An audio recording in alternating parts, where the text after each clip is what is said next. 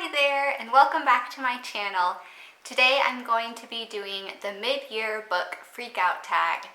So this is a series of, I believe, 13 questions. I'll try to link the original creator of it below.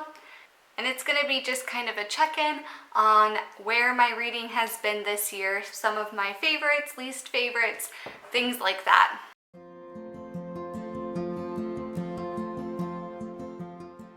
But before we jump right in, a little overview. So far this year, I've read 28 books, which I feel like is pretty good considering I have a little one. Of course, quality is much more important than quantity. If I go through my Goodreads, I have mostly 4- and 5-star ratings, a couple of 3 stars here and there, but overall I'm pretty happy with my reading year so far. I think I have really honed in on some of my interests and what kinds of books I like to read, so overall I'm pretty happy. We're gonna just jump right in and get started. So the first question is the best book that I've read so far. And I'm gonna cheat a little bit and do 2 books because I feel like it's not really fair to compare fiction to nonfiction. First up, for nonfiction, I don't really read a ton of nonfiction. I think I've only finished 2 nonfiction books so far this year, so there's not a lot of competition, but this book is really amazing, and that is Interior Freedom by Father Jacques Philippe. This is a spiritual reading. I absolutely adored this book. There's so many really powerful passages that I tabbed, and I've recommended it to so many people already. So I'll just read a couple of things that I highlighted. God has loved us humanly so as to render our human hearts capable of loving divinely. God became man so that man might become God, might love as only God is capable of loving, with the purity, intensity, power, tenderness, and inexhaustible patience that belong to divine love. Another one that I really loved was the long-term consequences of inner attitudes are more important than they might seem. When faced with daily suffering, the burden of the day and the heat and tiredness, we should not spend time cursing interiorly or telling ourselves we can't wait till it's over or dreaming of a different life. We should accept things as they are. Life is good and beautiful just as it is, including its burden of suffering. When God created man and woman, he laid an immense blessing on every human life, and that blessing has never been withdrawn, despite sin and all its consequences. For the gifts and the call of God are irreversible, especially the first gift and first call, that of life itself. Every life, even when subject to pain, is infinitely blessed and valuable. So this book was just so powerful, so inspiring, and I'm really wanting to pick up more of Father Jacques Philippe's works. I know he has a retreat on St. Therese of Lisieux, and I think that would be really interesting as well. Right, so for my favorite fiction read of the year so far, and this kind of goes hand in hand with Interior Freedom, and that's In This House of Breed. When I first finished reading this, I originally only gave it 4 stars, but this book has been in the back of my mind ever since I finished it, and I think I definitely have to bump it up to 5. So this story follows Philippa, who at the beginning is a career woman. She's kind of at the top of her field. She's the only female boss, and she decides one day to just quit her job and she wants to become a nun. About her journey, her entry into the monastery, what life is like living in a religious community, what life is like as a cloistered nun.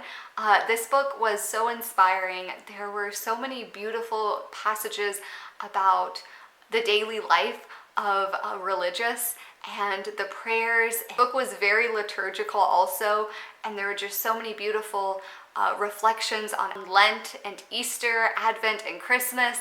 It was just so beautiful all throughout.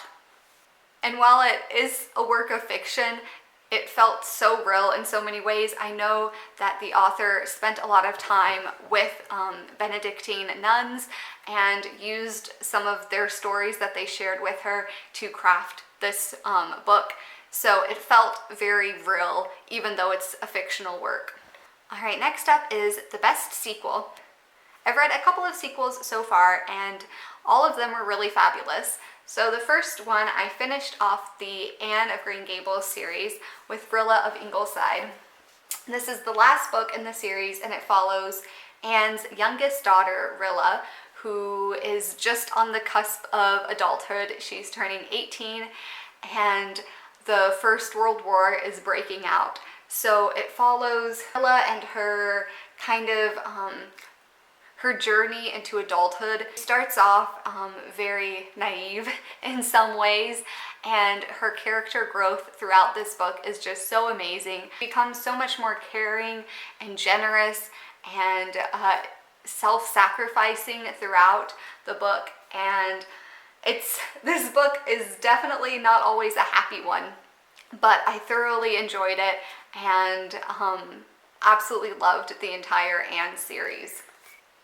The other sequel that I really enjoyed is Among the Mad. This is part of the Maisie Dobbs series. I believe it's book 6 in the series. This is a cozy mystery series that follows Maisie Dobbs, a private investigator after World War I. And the mysteries she solves are always related to trauma and the war. She's very psychological in her approach to solving a crime. And this one, she teams up with the police force, and it's just really interesting, really fast-paced, and I think this would definitely be my favorite so far in the series. Next question is a new release you haven't read but want to. I don't really pay a lot of attention to new releases. There are a couple of authors that I follow and am interested in reading what they put out, but in general, I kind of try to steer clear of new releases. But with that being said, Claire Swinarski has a new book out, The Funeral Ladies of Ellery County. This is her first adult fiction. She's written some middle grade before. And I talk about this a little bit in my summer TBR, so if you want to hear more about that or the books that I'm wanting to read in general this summer, I'll link that down below and you can check that out. But I'm really interested in picking up this book. The other one that I'm wanting to pick up is The Luminous Life of Lucy Landry, I believe it is. And this is a middle grade. I read the debut of this author, Anna Rose, this year and really enjoyed it, called The Star That Always Stays. This is a middle grade, and Anna Rose writes middle grade books that feel so timeless. They feel like classic books. There's a lot of references to Anne of Green Gables and all of these great children's classics. This book follows Lucy, who is an orphan, and she's sent to live with a lighthouse keeper, and I'm immediately intrigued because I love the concept of lighthouses and the life of a lighthouse keeper, so I think this would be a lot of fun. Right, next up is most anticipated release for the second half of 2024. Again, I don't really keep up a lot with new releases. Once again, Claire Swinarski has a middle grade book coming out, but once again, Claire Swinarski has a middle grade book coming out in the fall, and it is called Take It From the Top. This is set in the summer at a theater camp, and there are two best friends. I think there's maybe been a falling out, and it's sort of their story of coming to theater camp together and reconnecting, I believe. Looking forward to picking that up. I think that will be a lot of fun. What is your biggest disappointment?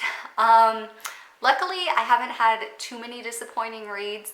The first one that springs to mind, and that's because it was a recent book I DNF'd, that was The Seven Sisters by Lucinda Riley. I was really excited for this book and was really enjoying it for the first like 50-60%, but eventually I had to just stop because it was just taking a turn that I did not really like. But this book follows a set of 7 sisters who have all been adopted. They come from all different parts of the world, and they've been adopted by this man, and they've grown up in this kind of secluded lake house in Switzerland. And once their father passes away, he gives each of them a letter that contains sort of the clues they need to find out about their ancestry and where they come from. So it's a series of books, and each book follows a different sister on her journey to figure out where she's from and her past. The concept is really interesting. Unfortunately, the dialogue felt really flat for me for most of the book, and then the middle point, content-wise, it just took a turn that I wasn't really enjoying, and so I had to stop this. which is unfortunate because I was enjoying so many aspects of it, the history and travel side of it. But there's that one. And then in terms of books I did finish, this year I read The Awakening of Miss Prim, and this book was not a good fit for me, which is such a bummer because the description of it seemed so up my alley. This follows Miss Prim, who moves to this little town. I don't know what country it's supposed to be set in, but it definitely feels European. And this town is so charming and quaint, and everybody is like really, really well read and knows philosophy and really intelligent. And the society really kind of focuses on the good of people and wanting on families and individuals, and it's just this beautiful community. Miss Prim accepts this job working for this man as his librarian, and there's sort of a romance. The romance felt really forced to me. I didn't really understand. They were hating each other one minute and then suddenly in love the next, and there seemed to be no real progression towards that. And there's just a lot about philosophy and their characters' different opinions and beliefs, which cause them to hate each other. I don't know. This just didn't quite do it for me, which is really disappointing because there were certain elements that I really enjoyed about it, but overall the execution just wasn't quite right. Next up is the biggest surprise would probably be The Scarlet Pimpernel. I really enjoyed this book, and I didn't really know what to think going into this book, but it was so much fun, such an action-packed classic. Scarlet Pimpernel is set during kind of the beginning years of the French Revolution, and he is this hero who is helping the aristocratic French escape to Britain before they're guillotined. But nobody knows who he is. He's just this secret, mythical kind of hero. And the story unfolds in quite a few unexpected ways. It was really funny, it was moving, and I just had a really good time reading this one. Next up is your new favorite author. For this one, again, I had to pick two. The first one being Becca Kinzer. She writes contemporary Christian romance, and honestly, I have never loved a rom-com as much as I've loved hers. I've read both of her books now, Dear Henry, Love Edith, and Love in Tandem. Both were absolutely excellent. She writes such witty, fast-paced dialogue. It reminds me so much of the Gilmore Girls. Wide variety of characters. There's all of these townspeople, and there are just so many absolutely laugh-out-loud funny scenes. I'm obsessed with her books, and I'm really looking forward to her new release. Also, I have to include Gary Schmidt. He writes middle grade. He so far read The Wednesday Wars and The Labors of Hercules Beale, both of which were really good. I definitely preferred The Wednesday Wars of the two, but his stories are just so powerful and moving. They center a lot around the relationship between a student and a teacher and the importance that a teacher can have on a student's life. They're just really, really great books. So the next question is a new fictional crush. I'm just gonna skip over this because I'm not really one to have fictional crushes. But after that, we have your newest favorite character. I have to go back to Rilla and Rilla of Ingleside. I just loved her character development and her character growth. She starts off as kind of this girl who is only interested in parties and having a good time. She doesn't want to go to college like any of her siblings have. She just wants to go to parties and wear fancy dresses and be happy. But then the war breaks out, and this causes everything in Rilla's life to change dramatically. And she takes on more responsibility, she grows up, she matures, and I just really fell in love with Rilla's story. Next up is a book that made you cry. I'm not really one to cry when I'm reading or watching a movie, even for that matter. But there were two books that pulled at my heartstrings. Once again, Rilla of Ingleside. I feel like a broken record at this point. But this book is heartbreaking at times. Obviously, there's the war in the background. I don't want to say any more because I don't want to give anything away, but definitely a sad one. So in this House of Breed, tugged at my heartstrings, there's one particular scene I'll try to be vague so as to not give anything away, but if you don't want to know any of it, just skip ahead. But there's a character, there's a woman who is sort of friends with one of the sisters, and she does something absolutely heartbreaking, and she's in a really perilous situation with her health. So the sisters decide to keep vigil all night and pray for her. And there's this moment where these two sisters who have just not seen eye to eye, they've been fighting over kind of pretty petty stuff. But the one comes in to take the next shift, and it just made me think of something I had read recently. I'll try to link the article below. But it talks about this community of nuns, I don't remember where in the US, but they would wake up every night at midnight and stay awake for a period of time and pray for all of the mothers that were up in the middle of the night taking care of their babies. And it was just so beautiful and such a powerful moment, and definitely kind of brought tears to my eyes when I was reading that. All right, next up is a book that made you happy, and I would say Emily's Runaway Imagination by Beverly Cleary. This book is so much fun. It takes place on the western coast of the US, and Emily is the only child in a family with not a lot of money. Their community doesn't have a library yet, and Emily's cousin, who lives in the big city, writes to her and tells her all about her library and how amazing it is and how she gets books. And Emily is like, this is what our town needs. And so she sets her mind to it with the help of her mom, and they find a way to get their town a library. And it's just this beautiful story of a mother-daughter relationship, of the power of books. It's just absolutely so sweet. And there were a lot of really funny stories too, of instances that Emily gets herself into that are just pretty funny. Now we have the most beautiful book you bought or were gifted this year. And this has to be A Poem for Every Spring Day. This is edited by Ali Asiri, and I just love the cover with all this beautiful spring artwork. I read through this a little bit this spring and really enjoyed it. I don't read a lot of poetry. I'm definitely a beginner when it comes to poetry, but I loved that this includes so many different poets, modern poets, classic poets. I feel like it really helped me to kind of determine where I'm interested in. I definitely love nature poetry, I've learned. There was also a poem by G.K. Chesterton for Palm Sunday that I thought was really fun. It was from the perspective of the donkey that carried Jesus into Jerusalem. Also have just fallen in love with a lot of William Wordsworth's poems. So this is a gorgeous book and definitely a very good read as well. I know Ali Asiri has done a collection for every season and then one that is the whole year. So I'm definitely interested in picking up some of the other seasonal poems as well. All right, and finally, what books do you need to read by the end of the year? So I have a couple that came to mind.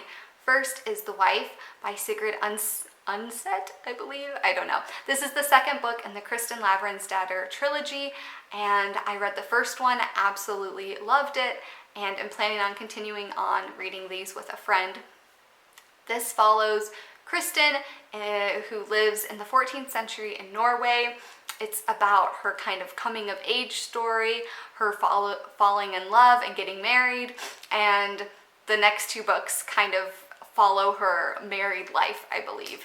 The first book was so beautiful and had so many rich descriptions of her faith, living liturgically, which is something I really enjoy as well. My camera totally cut me off, so sorry about that. I am back. It is much later though, and I do have my daughter next to me, so if you hear any baby babbling, that's what that is. But I just wanted to finish off the books that I am hoping to read this year. The next one is Wuthering Heights. I've had this one for literally forever, and it is just time that I make this a priority and read it. I think I might try to save this one for Victober. That might be the perfect opportunity for that. I had a goal of reading 12 spiritual books this year. I thought I would be able to do one a month, and that has not really panned out. I have only so far finished 2, but I would like to prioritize some more of that this year. And one I really want to get to is St. Therese of Lisieux's The Story of a Soul. I have started this before, never finished it, but I would really like to, because I live pretty close to Lisieux and I've had the opportunity to go multiple times to visit her home and to visit the basilica, and I'm just really inspired by her story and I want to have read her autobiography. Alright, that's it for the mid-year book freakout tag. I don't know if I mentioned this before, but I will leave the questions in the description box, so I would love to hear your answers to some of these questions as well. Alright, till next time, bye!